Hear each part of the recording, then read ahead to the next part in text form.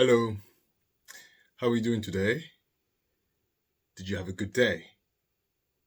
If you did not have a good day, then I hope you're going to have a good time here with me because without you, I am not here. So, thank you so much.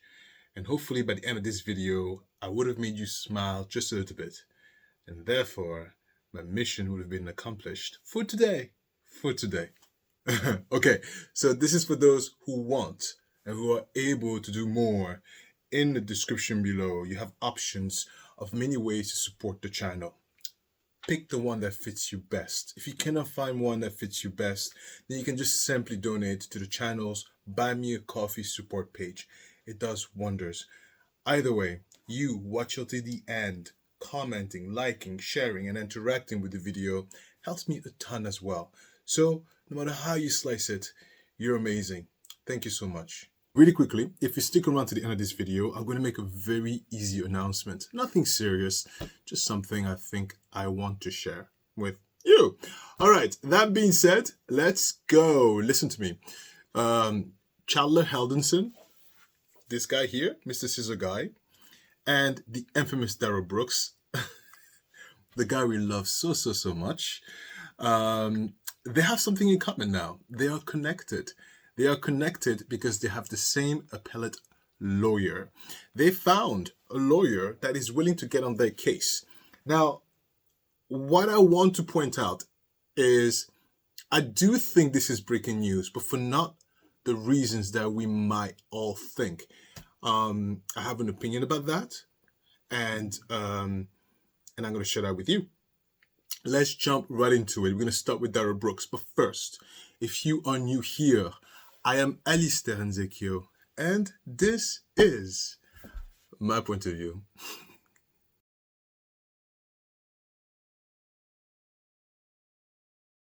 Okay, Michael Covey is a criminal defense attorney.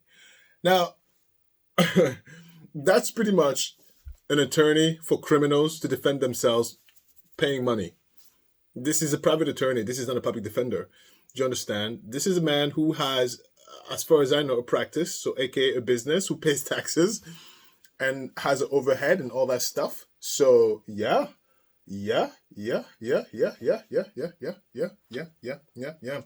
Meaning that he's a pretty penny. How much? $500 an hour. But listen to me very closely. I think there's something that people don't really talk about if you're a defense lawyer, and this is why I couldn't be a defense lawyer. This is why it takes a special person to be a defense lawyer. Listen to me very closely, because can you imagine, just picture, humor me for a second. You know what? Humor yourselves for a quick second.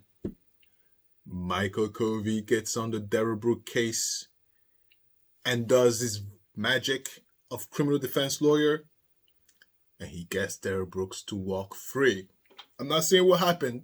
Just imagine the national uproar that would be. And I think that's what people don't really think about when a defense lawyer gets on a case. I bet you they think about that, like, am I going to be stalked if I do a good job? Or do they go like, oh crap, I'm doing a good job. Maybe I should just not do a good job so I can, I don't know, go to bed and not worry about my own safety, right? Think about that for a little bit. Do you know what I mean? Like, there are some crazy people out there. Yeah, there's some people that will go all the way. Not me. Not me. Look, I'm home with my blanket. Hi. Please, I get out the house for two things. Right, for what? Come on, Alistair. Oh, please, to garden. And I got out the house to look at my neighbors. Hi, hello. No, some people out there would go all the way and come to your house and knock on your door and say, Mr. Covey, can we talk? I can't, because it's true. Oh my God. Anyway, that's not the point. Well, that's part of the point. The point is that think about the notoriety of these two criminals over here, and someone wants to touch them, not just touch them, rubber on them and be like, hey, I'll get you out. That's baloney absurd. And so I have to give him credit for being fearless. But there's another side to this coin that I think Michael Covey is running circles around us and around these two idiots. But I'll tie it all together at my final thought. I'm not going to spoil it now. Come on, I need you to watch till the end.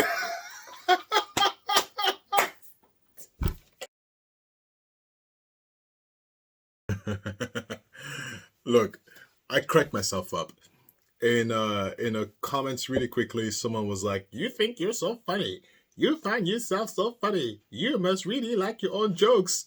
And you know what's hilarious is that I was laughing as I was reading this because I was like, yes, I laugh at myself all the time. I think I'm completely ridiculous. I think I am a complete ridiculous man. And I was even laughing at her comment. It was absolutely comical. Anyway, that's not the point. But look, let's listen to this video, okay? And then we'll talk. Just because an appellate lawyer is assigned to the case doesn't mean that there's automatically going to be an appeal. Darrell Brooks takes a new approach after his conviction in the Waukesha parade attack. That's our big story at 5. Not going it alone. The man who unsuccessfully represented himself in the Waukesha parade case now has an attorney as he starts the appeal process. Fox 6's Brett Lemoyne spoke with that newly appointed attorney by telephone today. He is live outside the Waukesha County Courthouse with an update for us. Brett? Yeah, Ted and Mary, you'll recall Brooks requested this appeal back in November. Attorney Michael Covey of Madison is going to take the case from here. I spoke with Covey by telephone today. He says it could take months to go through the extensive court record in this case.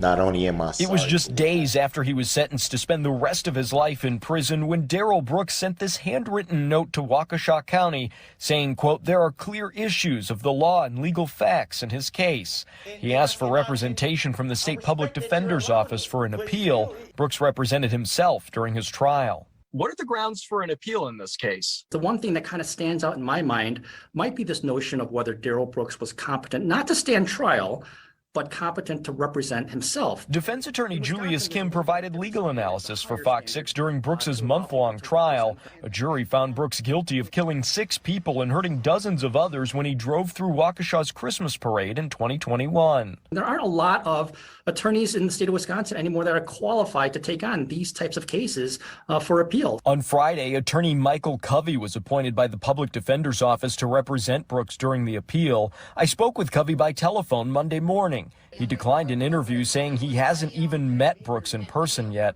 Covey is based in Madison and has been a criminal defense attorney for nearly 2 decades. How does a private criminal defense attorney get appointed to a case like this?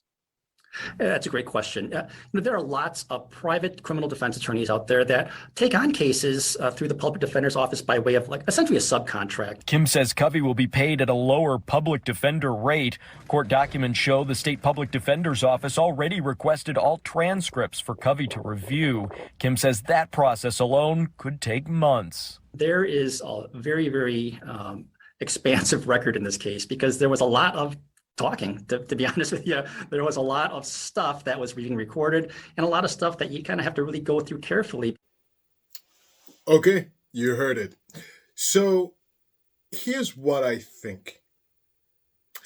Because it's important to note, there is something that scratches my brain when I hear a lawyer voluntarily want to get on this case. And listen, the Constitution gives you protective right across the board. Do you understand? So whether you're a criminal like Darrell Brooks or an angel like me,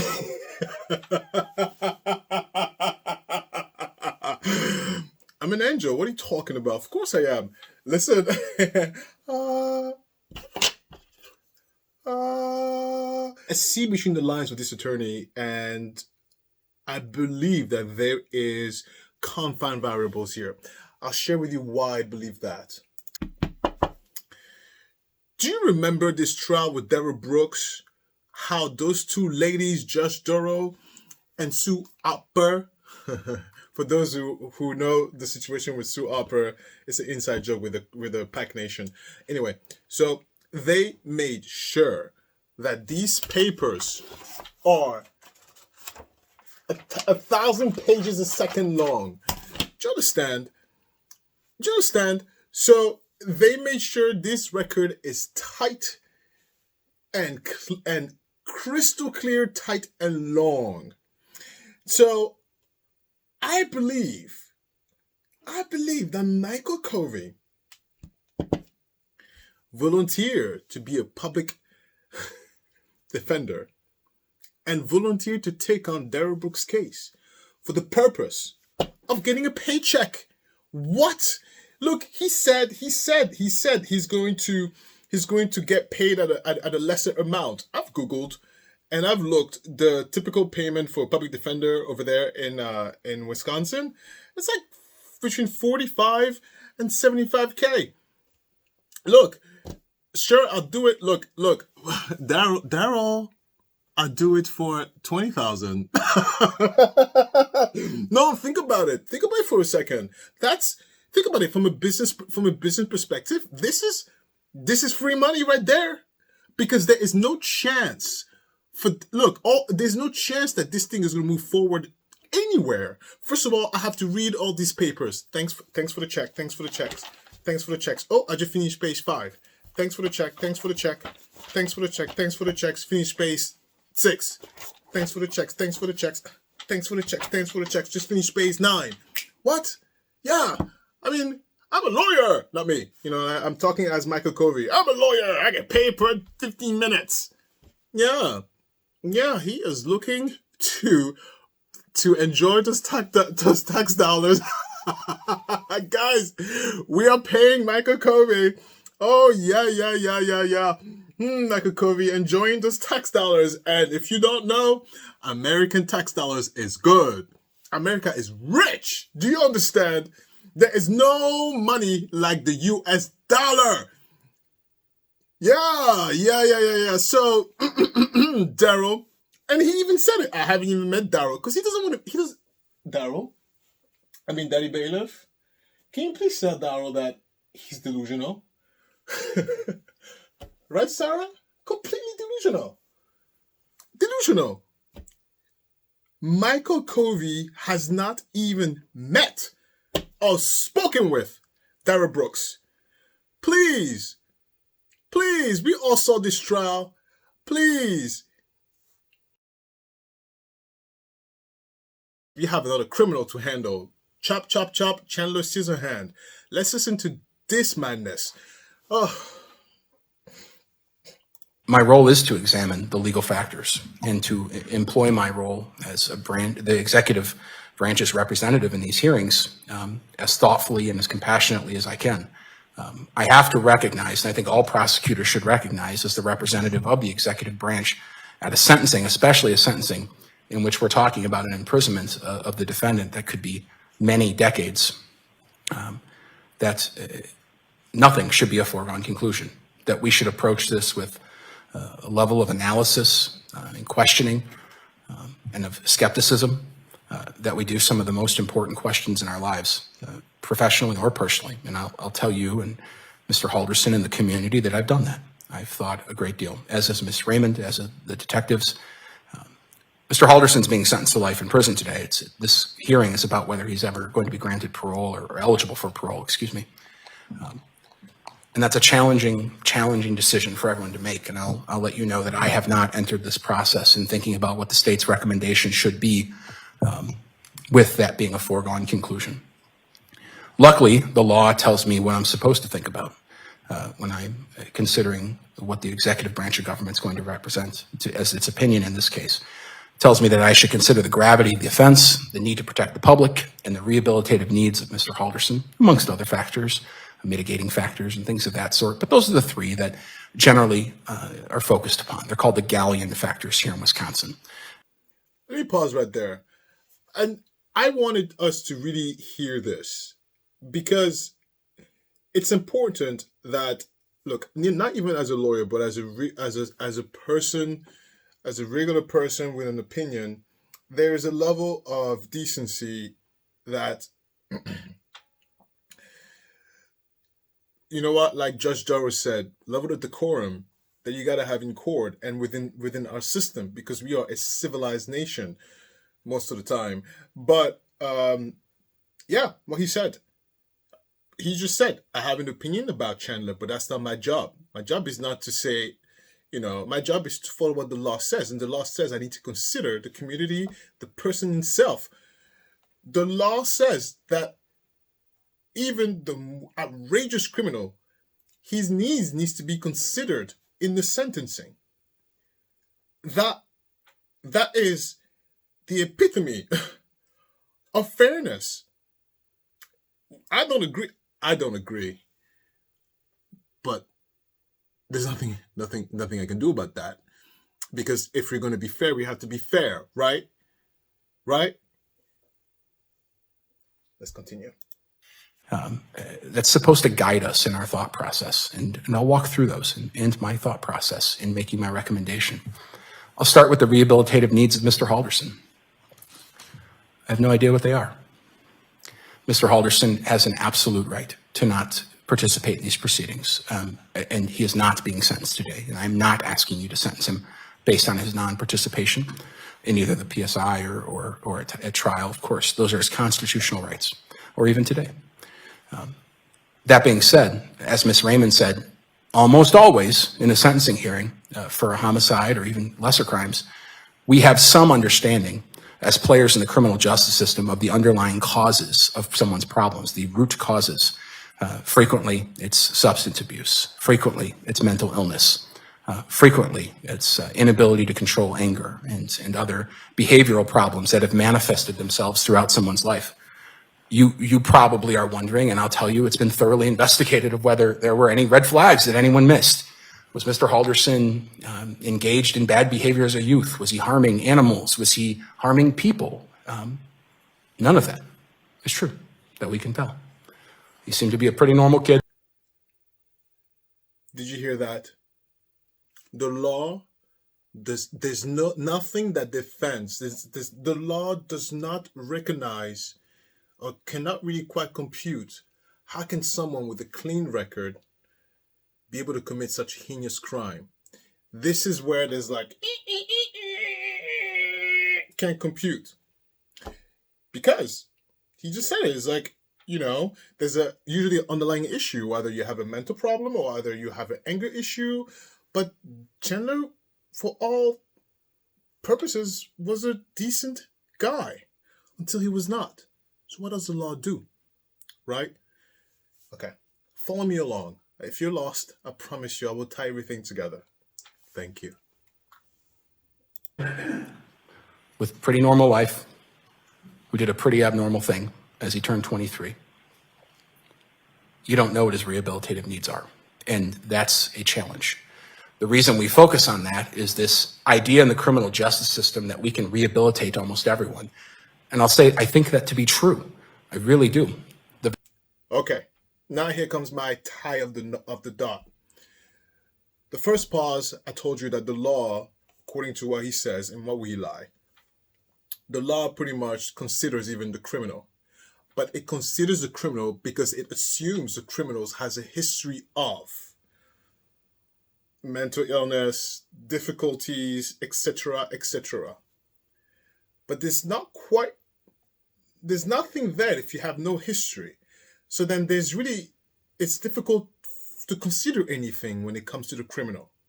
And that's what I want to mean by fair. Because as much as those criminals want us to be fair, and as much as maybe people who like criminals want us to be fair, you all need to be fair to us. Q Public. Oh my God. And our tax dollars. Yeah, it's tax season. Hi. Yeah. Q Public, you all need to be fair to us.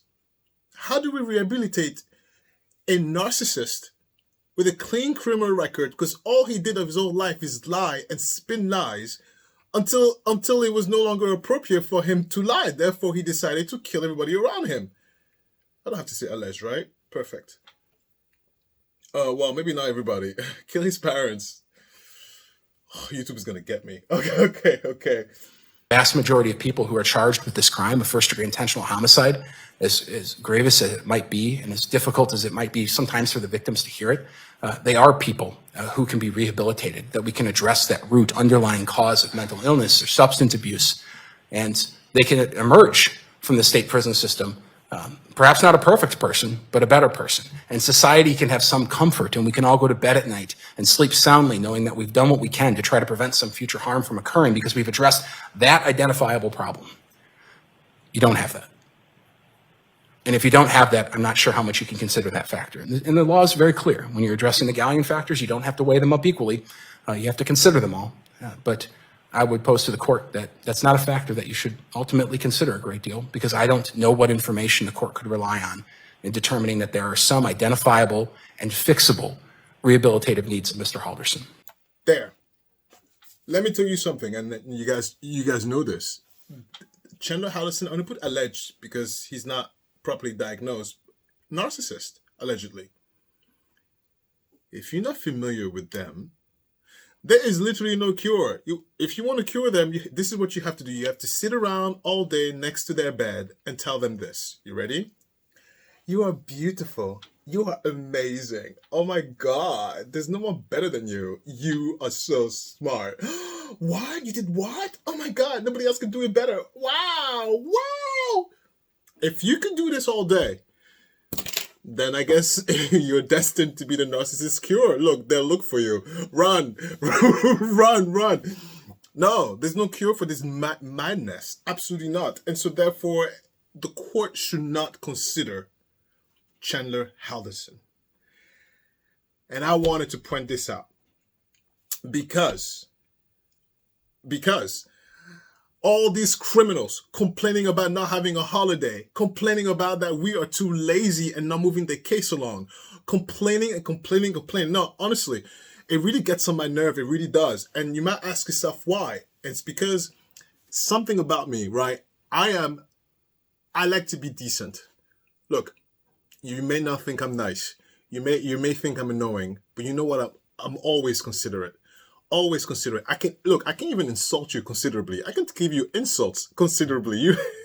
Yeah, it's called being shady and reading you. I can do that, but I don't have to curse you out to do that. And I think that's important because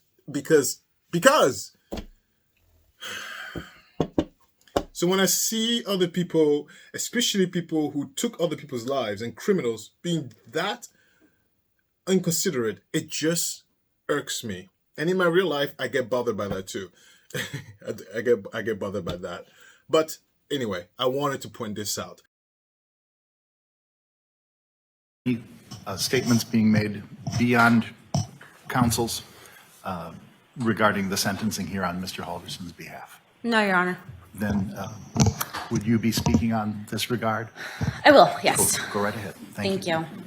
Earlier this week, Attorney Darrell did file a sentencing memorandum, which we know Your Honor has read and considered. We stand by that submission, and we just have a couple more additions to add right now. We've talked about family and the seriousness of this case and the public. And sentencing is a very intimate matter, especially in a case like this where it is a family situation.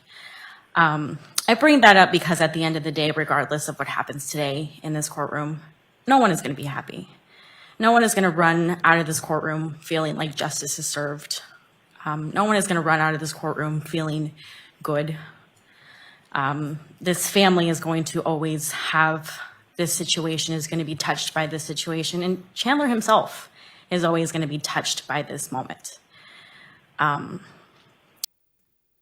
have to interject. I'm sorry, but I have to wholeheartedly disagree. And if you're throwing darts at the attorney, don't. I think she's a public defender. She has to do her job. Come on, we should clap for her. Good job. Yeah, good job. Because she's a better person than me. I wouldn't be able to do that. No, I'd be like this. My pen is really far. All right. And it was covered with all my paper notes. Chandler is a criminal. Sorry. Yeah. Look, I would be the worst lawyer, especially a defense lawyer. I'll tell all your secrets. He did it. Oh my God. I would say that. Look, I'll tell you a funny story.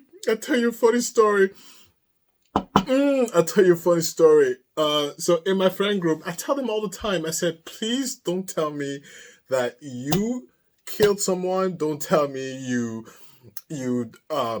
stole drugs. Don't tell me any of that, because I will tell the FBI. And I tell my friends that, like, don't knock on my door. I have an open house here. Don't knock on my door and be like, can I sleep over? I'm like, why? Don't look suspicious, because if I see the news on TV, I'm reporting you. Matter of fact, because I don't want to be the next person on your list, on your hit list, I'd be like, do you want some cookies? Uh-huh. Okay, here. Hold a tray. Uh-huh. Go to the bedroom. Relax. I'll be back soon. Go downstairs. FBI. Oh my God. Dave right here. Upstairs. In the bedroom with cookies. Yes.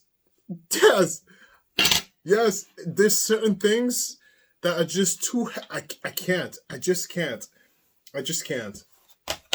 Was that even necessary to stop this? I don't even know. Look, just bear with me, okay?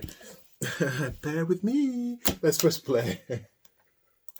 Which makes it a very intimate matter, but it also has become a very public affair. Regardless of what you do today, the outside world, the community, the public, however you want to address it, is going to be not happy. There are going to be people that, if you decide to sentence Chandler to life without parole, they're still going to be mad. They're going to ask for Wisconsin to bring the death penalty back and to apply it retroactively to him. And if you sentence him without... Oh, wait, that's reaching, girl. That is a reach. Because I'm assuming he's not the only crazy criminal who did something crazy, right? They didn't bring it back. Look, you could put him in the hole, close the door, turn off the lights. I'll be happy with that. With parole, there are people that are going to be mad because it's too lenient. I bring this up because, again, it's what happens here today is not a win-win or a lose-lose situation. It is what it is, and it's difficult. I wanted to stop there. It is what it is. Look, the defense is like, oh my God, are we done yet? Can we please go to lunch? I'm sick of this freaking person. Just judge, it is what it is. Do what the hell you want. I don't care. I'm a public defender. I'm getting paid on tax dollars. I don't give a damn. Bye, Chandler. All right, let's listen to what Chandler says. And I would only ask that you read slowly, simply because my court reporter has to take down what you're saying, and sometimes we read faster than we mean to. Your Honor, I want to take this opportunity to state my intent to appeal my convictions. If there are any lawyers listening and willing to take on my appeal, take a moment to please reach out to me. It's not that I do not have feelings. It's that I was warned to not show them due to the scrutiny of this case. Thank you. Thank you. Okay. Listen to me. There was a comment that I read, and it talked about how with the last video with the burger guy, the burger with the eyebrows. What's his name? Brian Koberger, and or Ryan Koberger. It doesn't even freaking matter, right? Because what I'm trying to tell you is that one of the comments was mentioning about how defense lawyers or lawyers will tell you to look stone-faced in the face and act normal, act like it doesn't bother you. And my thing to that is, even if it, look, maybe if it was the stranger down the road, maybe if it was, right? Maybe if it was the neighbor down the road, You know what? Maybe if it was the friend down the road. Let's assume because Chandler's trying to tell us he's innocent. That's your mom and dad. What? Keep it together. Which allegedly and apparently you get along with, right? That you love so much. I won't be able to keep it together like this. I'll tell you right now, my mom is not a criminal. Why is that matter to do anything? No, listen to me. If my mom was to depart and expire, I told you I would send a community post and I would disappear for as long as I need to. Yeah, you won't hear from me because I would need to be rebuilt. Do you understand? And I won't be able to hide anything. Look, it's going to be a reckoning of a day. Reckoning of a day. I have no idea how I can't even imagine, let's just assume he's innocent. His mom and dad are dead, cut up in pieces by this stranger and thrown across the state. What? Oh my God! I think I'll dehydrate because I won't be able to.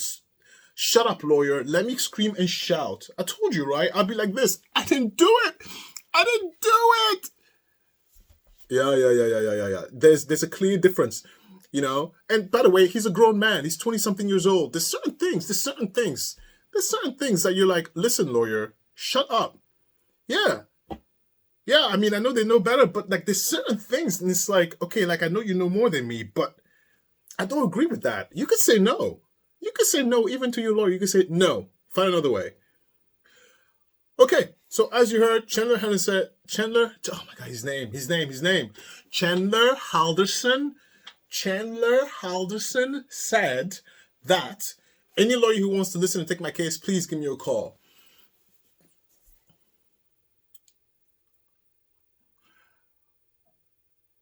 This is what I think Chandler is trying to accomplish. He wants parole. I don't even think he's looking to be set free. Chandler is not as unreasonable as Darrell Brooks. Chandler is like, look, because right now he has life without parole. Chandler is like, please, just give me parole. Right? Let me serve my 30 years and let me get out. Okay. Chandler's at least is reasonable here.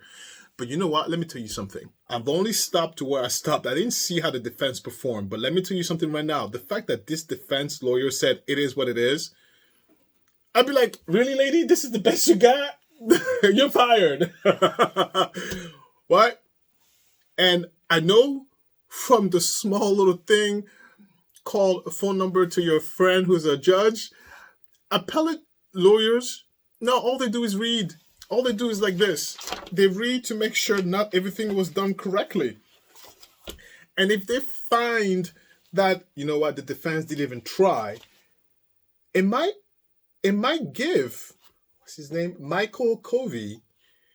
It might give him a little wiggle room to wiggle a little bit on Chandler Halderson case. So as much as we like to giggle at the fact that these lunatics who complain about not having a holiday, rotting in prison, regardless, Chandler, where is he? You still gonna do 45 years. You're gonna be 90 when you get out. Go, get out of here. Unbelievable. The entitlement, these guys.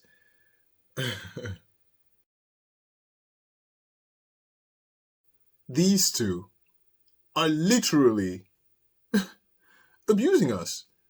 No, abusing the victims. No, think about that. Look, I'm not even one of the victims, and I'm heated.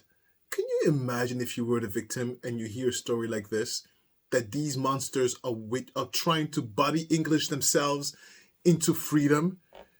Can you imagine?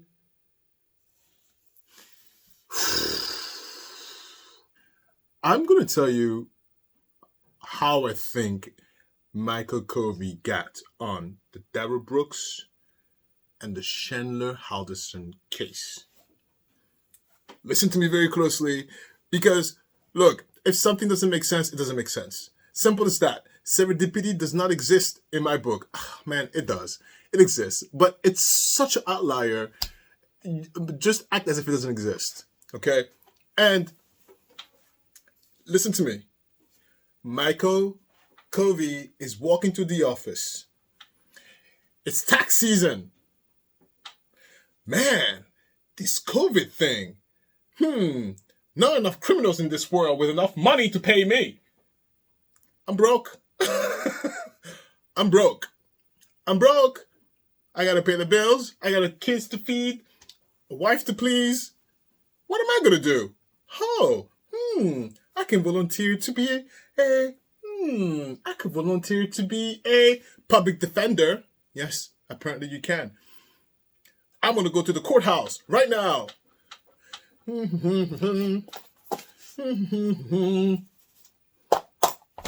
filled the application. He puts in his first name, last name, gives him his ID here.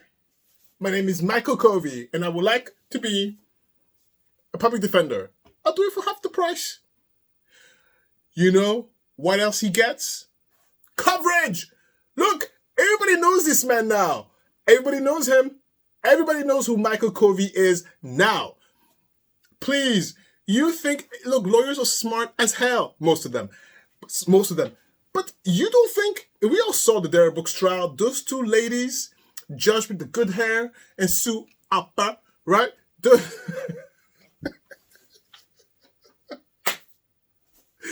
The inside joke in this community, it's unbelievably amazing. That's why people think I'm like an idiot laughing at myself. No, what you don't understand is that in my mind I have the history of our story, of the PACT Nation story. So sometimes when I talk, because I talk like you're here in front of me, you don't know, because if you just see me, you don't like, why is he laughing so much? Because we have history.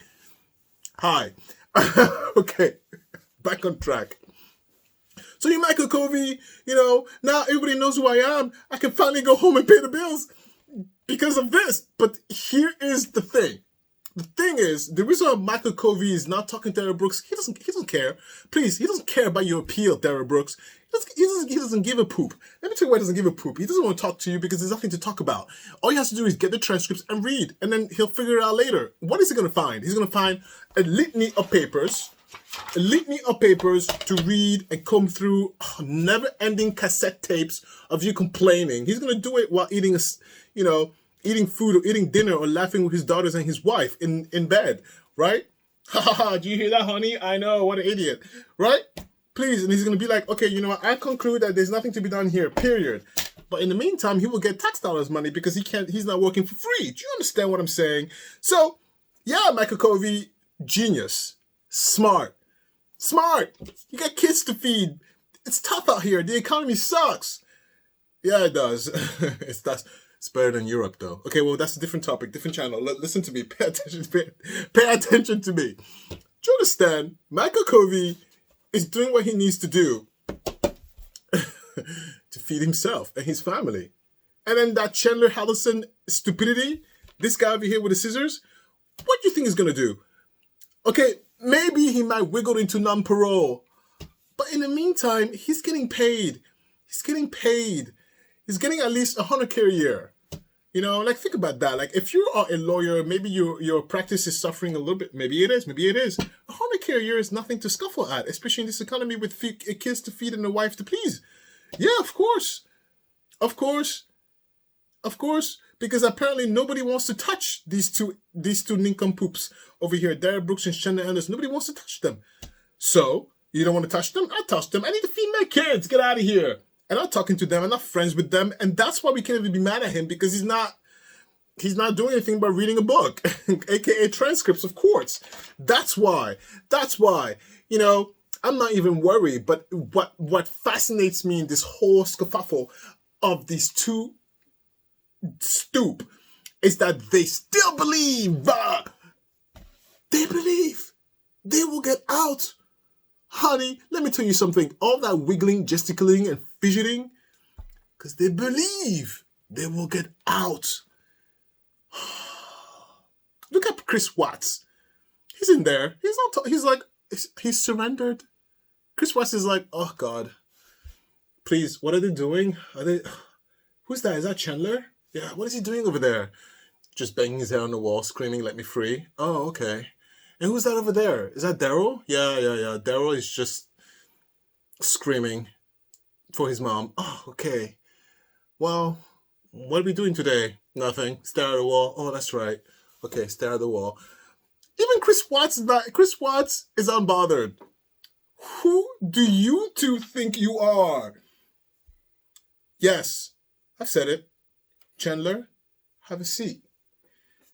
Mister Darrell Brooks, please have a seat. That's it. You've done your crime. Sit down. You're not getting out. Stop wasting our tax dollars.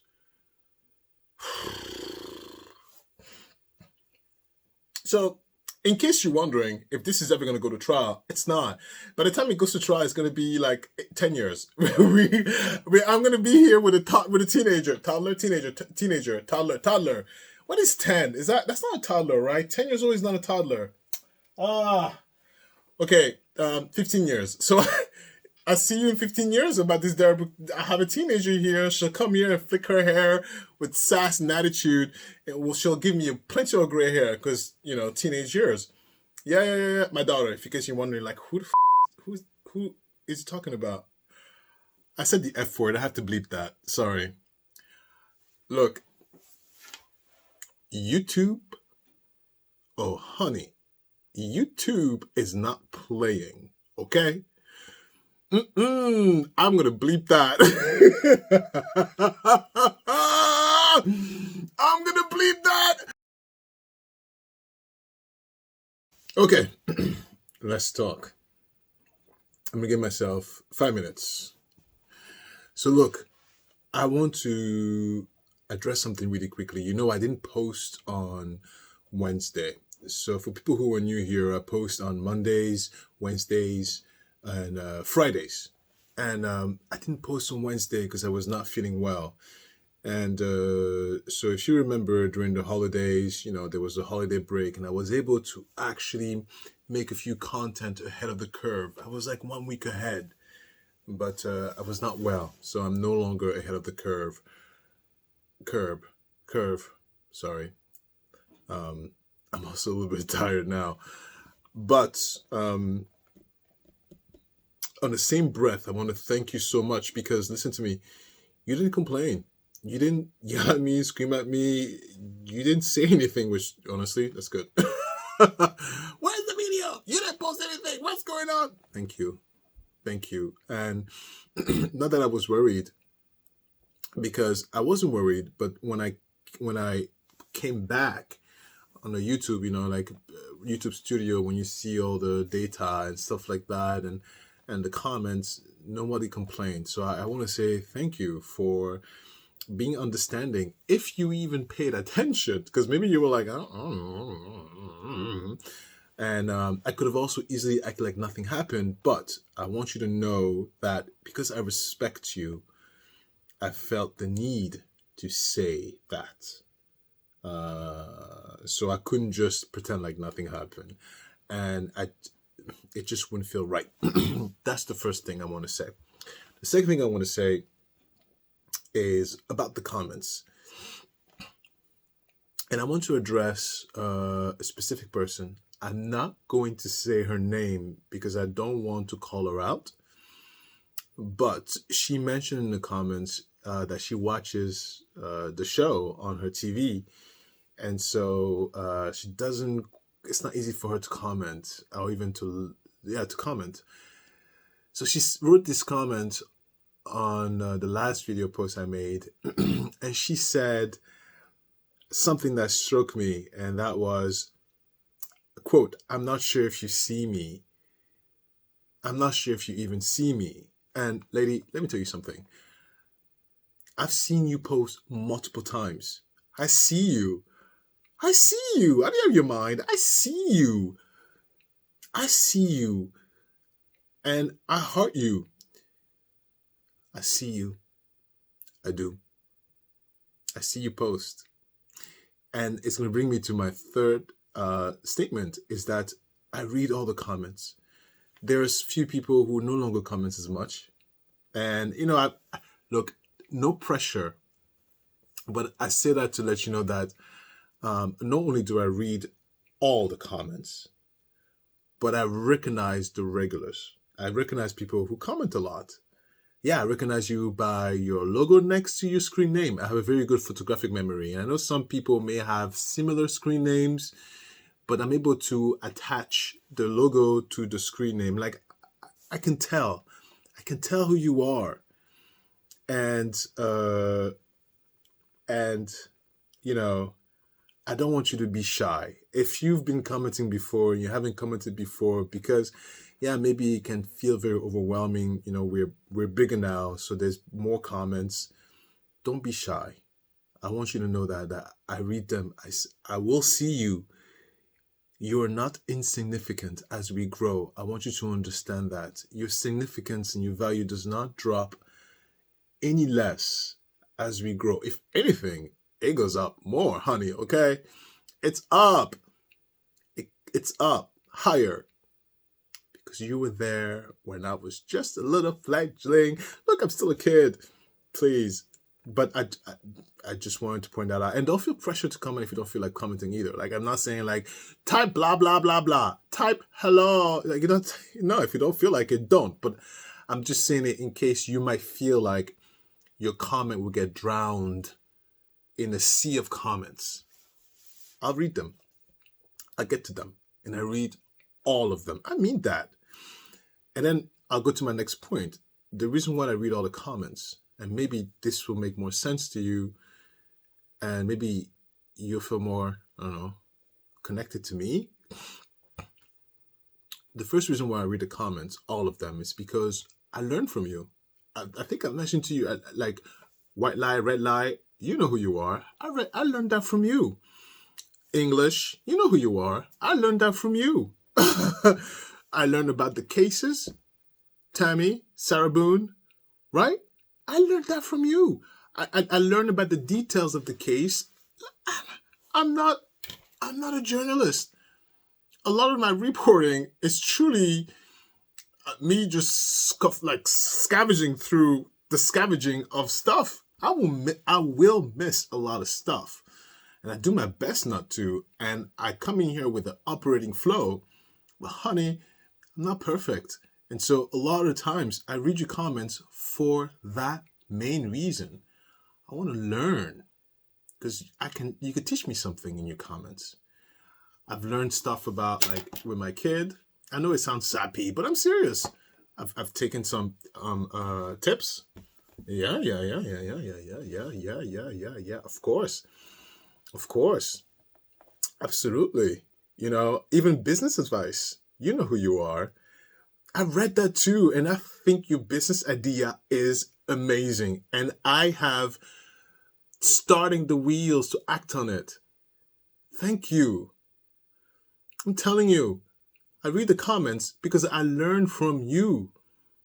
The second reason why I read the comments is because I'm built like that. I don't even think I can control it, but it feels very weird not to at least read it. And I tell you why. Because if you take the time to not only watch my videos, and they're long, sometimes they're long, sometimes you don't even like the way I laughed. Because there's some comments who are not quite positive, but they still watch, and I'm so thankful for that. I'll get to that in a little bit. But my videos are long. You watch all this mess, giggle, laugh, maybe cry. Okay? And you still make a comment? Enter? I have to read it, at least. That's the least I can do. It's the least I can do. To be fair, it's the least I can do. I'm no longer able to reply to all of them like I used to, because there's a lot of them. It's no longer sustainable. But I can at least read them. I read them. This is how I read them. I read them when I drink coffee in the morning. Hi, darling. Hi, baby. What's going on? Yeah. What's funny? Look at that. Isn't that hilarious? Chris has no idea what I'm talking about. He's like, yeah, great, sure. And I read, and I'm like, laughing in the morning. When I'm done with the coffee, everything's timed. When I'm done with the coffee, I go take a shower and I get ready. You know, look at the baby. Look at the baby. When the baby does tummy time, and when the baby gets like annoyed from tummy time, I perk her up. I put on that little baby stuff on the TV. And I read a little bit. And I go, la, la, la, la, la, la, la. You know, I do little baby stuff. Olympia gets tired of me too, you know? Like, she's like, okay, Dad. Okay, Papa, enough. Put me down. Put me on my bed. Put me on the seat. Enough. Don't touch me. Yeah, she's a baby. She has an opinion, as she should. So sometimes Olympia is like, just put me down. I said, okay, I'll put you down. And she just wants to play with her toys. And so when she does that, I pick a few more comments. Yeah, of course. Of course. Another way I do it is when I'm at work. Because, you know, I have to supervise a little bit. So when everything is running smoothly, I sit back.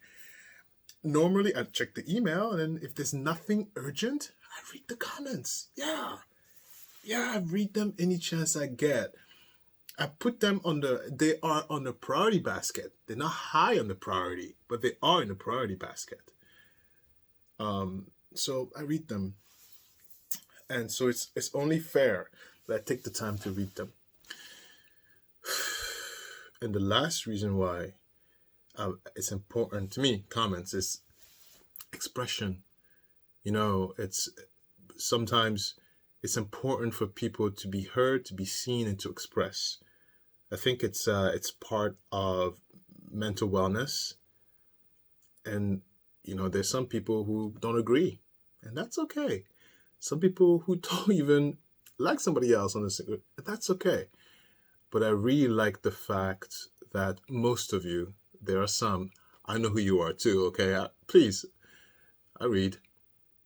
Most of you, like 90% of you, are respectful of one another, respectful of me, and respectful of the community. I love that.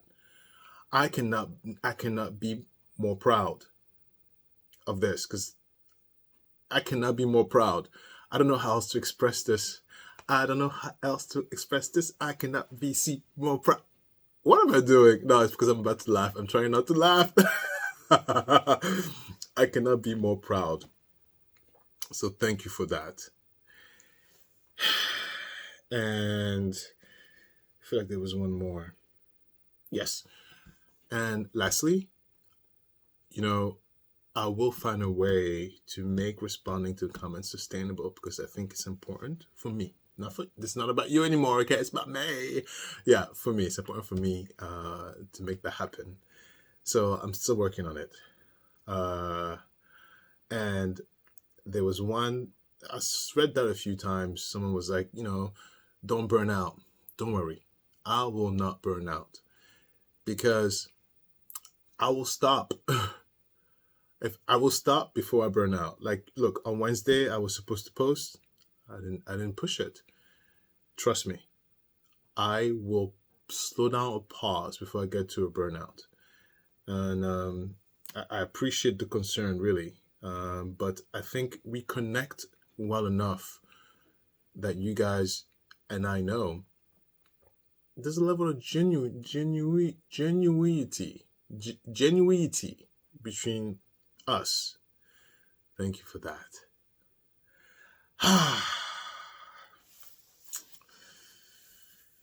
Okay. That's it. I can't think of anything else to say, but that's the small announcement I wanted to say.